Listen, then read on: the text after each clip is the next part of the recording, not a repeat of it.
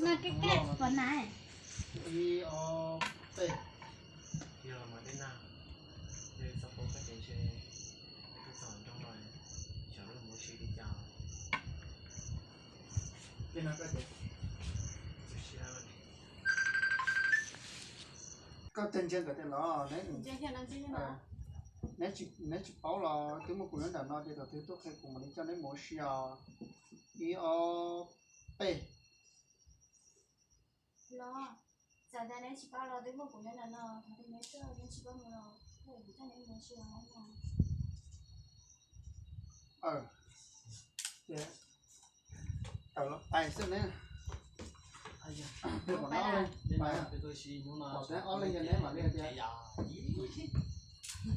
Đây có hai cái gì? Cái này đây này. Cái tôi xin lúc này, cái tôi xin lúc này thì nó chạy rồi.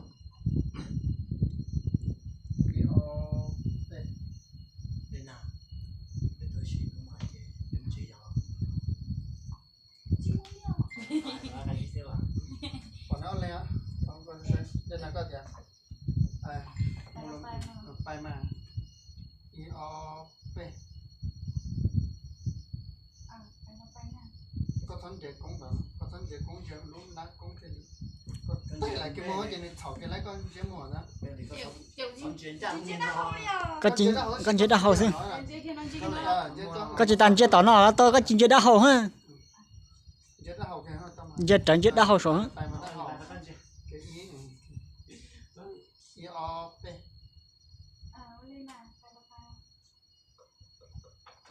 Phải bên đó chứ còn để con nếu mà trả thì nó ra mau lỗ rồi có chẳng có kiểu tính trùng Nó chơi bé sẽ được bài nó hả? này đó bây giờ thì trẻ sản ra nó có nhỏ hỏi giờ thì Yo P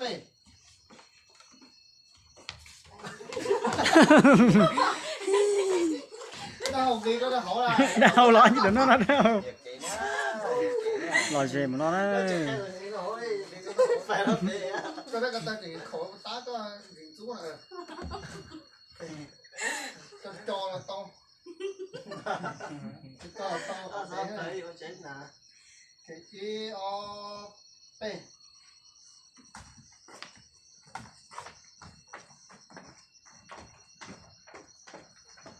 phải chưa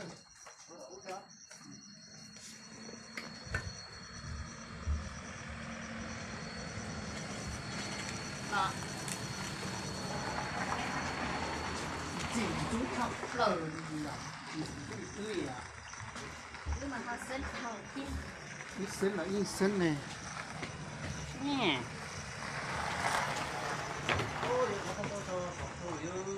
khăn gì mà trả Dạ. thay cổ Dạ. Cái gì ta cũng liên còn gì thôi.